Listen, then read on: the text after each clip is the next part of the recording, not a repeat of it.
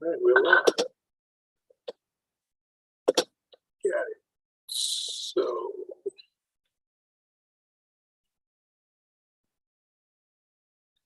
all right, we are live. So, the topic of this discussion is called Shoot Your Unconscious Shot. Once again, it's titled Shoot Your Unconscious Shot. So, today, the company that I work for, the specific division that I work for at the company, we had this in-person monthly meeting, and we've been having these in-person monthly meetings for ever since I started back in September. However, based off of everything that was going on with the pandemic, they've been 100% virtual. But this one was face-to-face, and it was a big deal. One, because I got to meet a lot of the people that I've been working with, at least from the client perspective, face-to-face. And, you know, like any company that's been virtual for such a long time, getting together safely, I might add, is a big deal. So the goal of this monthly meeting is just to brief the client on our activities and what we plan on doing for the next month and things of that nature. And usually my boss is the one that briefs them, since she's the actual program manager. So my goal was just to kind of lay in the cut and provide support or hand out information or do whatever, just to make sure my boss had everything that she needed. So she went up there, she presented, she did her thing.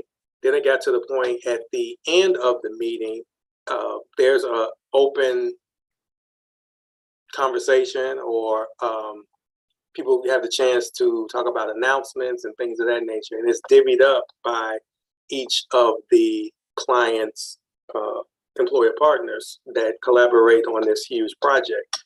So the first two client partners went up, gave their spills, so to speak. And once again, my coworker and I, we were just chilling in the back thinking that, you know, my boss is going to make all the necessary announcements. However, that wasn't the case. So when it came to the company that I worked for, my boss said a little spiel, and then she alley-ooped it to me and my coworker on briefing people. Now, remind you, I did not have any type of talking notes or anything of that nature. However, we've been doing a lot of work that we have not been able to present to the client. So this is a golden opportunity to say what we need to say. However, a lot of times with me being a Virgo and an introvert, I think through a lot of things. And I'm also in my head a lot. And a lot of times, unfortunately, I talk myself out of opportunities, meaning my unconscious mind is ripping me from opportunities, whether it's to talk to someone, whether it's to pursue an opportunity or whatever have you. You know, that's been something that I've been dealing with for all my life. However, it got to a point in my previous work experience, it got to the point where I lost a lot because I did not put my best foot forward and add value and have a voice in anything that I'm doing, right?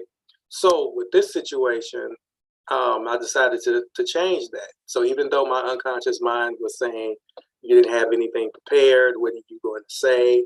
I, without even thinking, walked up to a group of individuals, and for the next 5 to 7 minutes gave updates, was very engaging, look across the room. It's like I talked myself out of my subconscious mind of just sitting back and not saying anything and just saying, screw it, I'm going to let them know what's going on, because we've been putting in a lot of time, effort, and energy, which makes sense.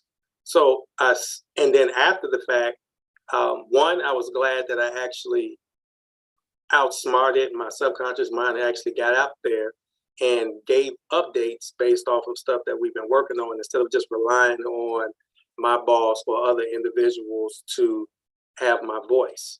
Okay. And having your voice, and regardless of what you're doing, whether it's in your personal or your professional life, is very important. But you have a lot of people out there that have tons of value to add, right? But their subconscious mind tricks them out of it because they lay a whole bunch of BS and prevents them from actually getting up there and utilizing their voice, right? You have more geniuses out there who are unknown because they are not putting forth their best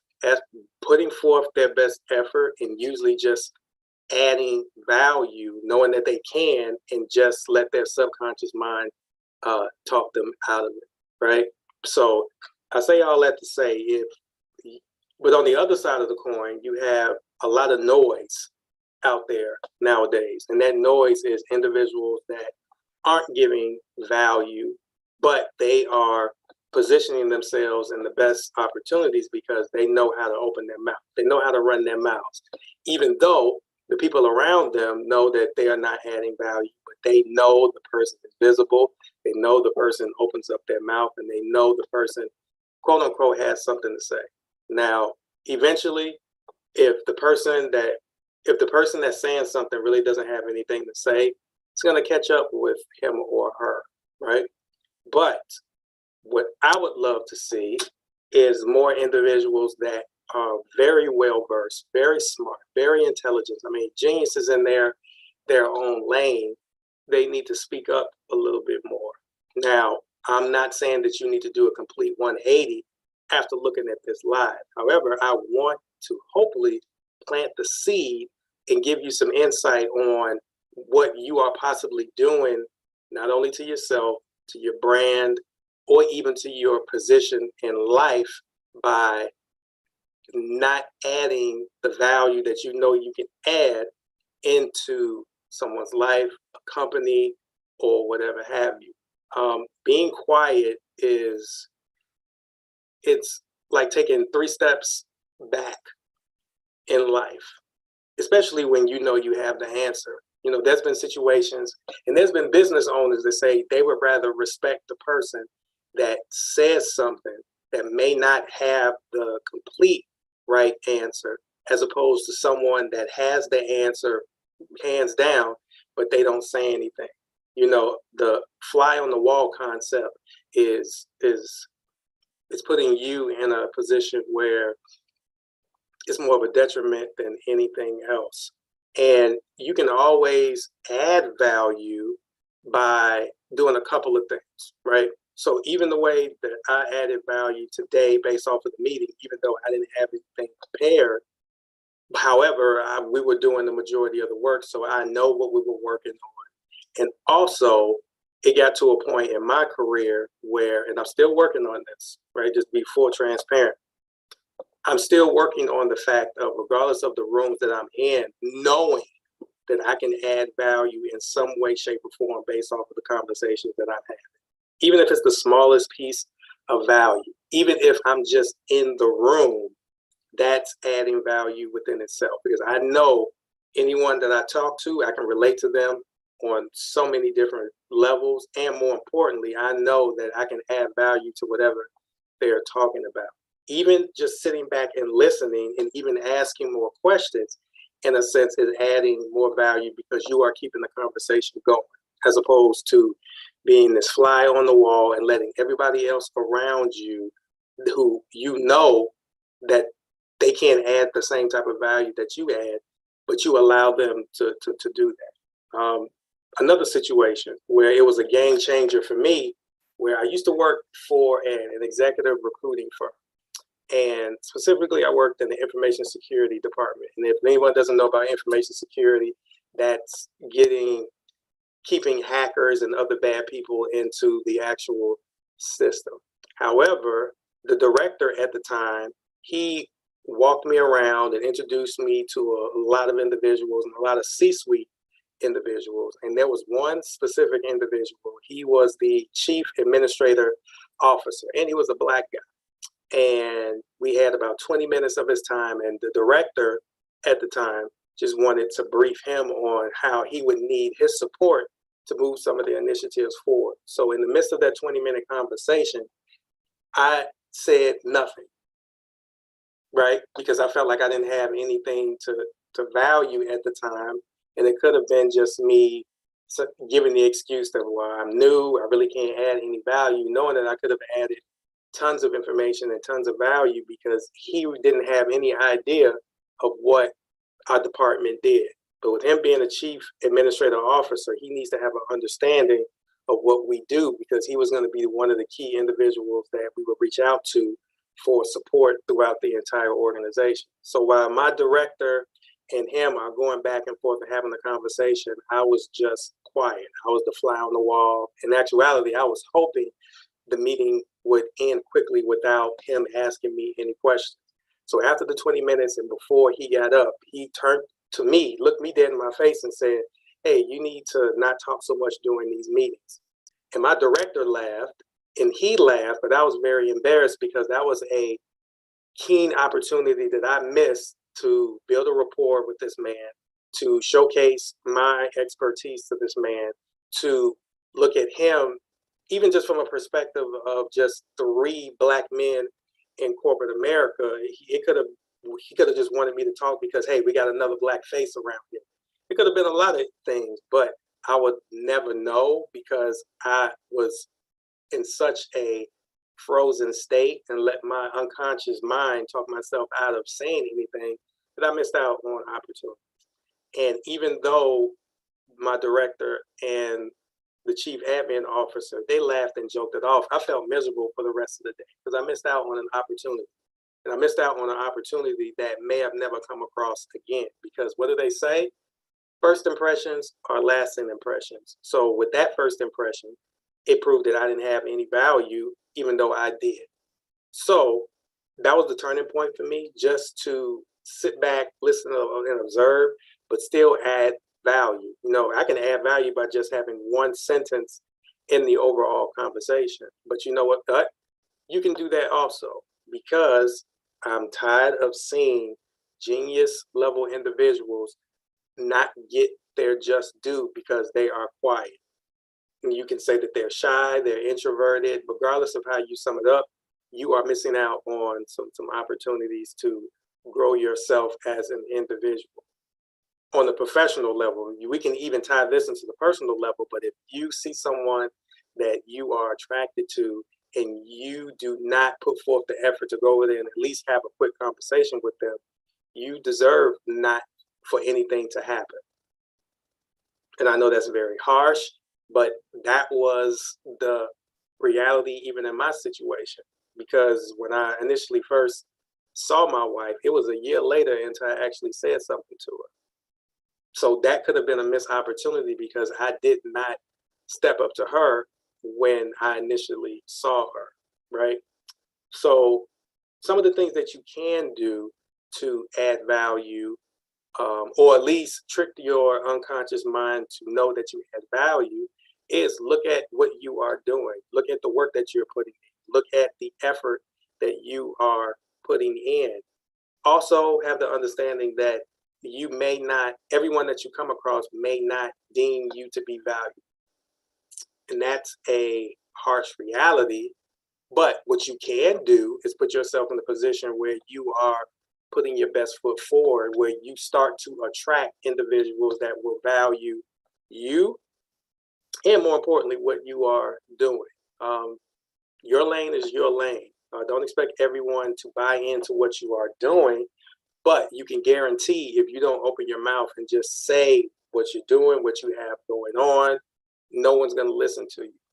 We all know the slogan, closed mouths don't get fed, and that is doubly true in this day and age because you have a lot of people just running their mouths for the sake of running their mouths.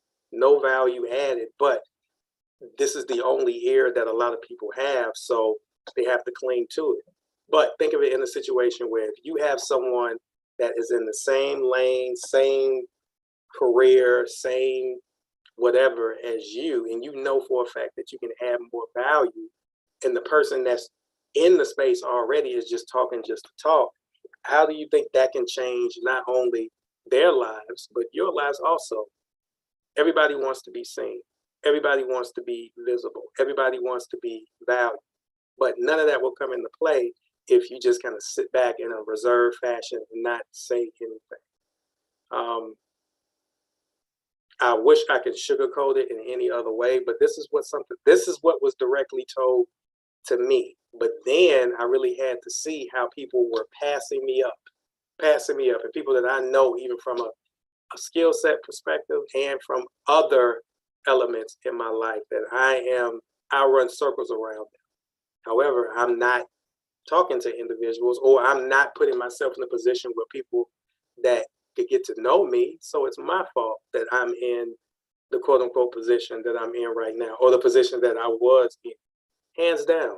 But you can change that. And you can change that by slowly but surely putting your best foot forward and always knowing that you can add value to someone's life.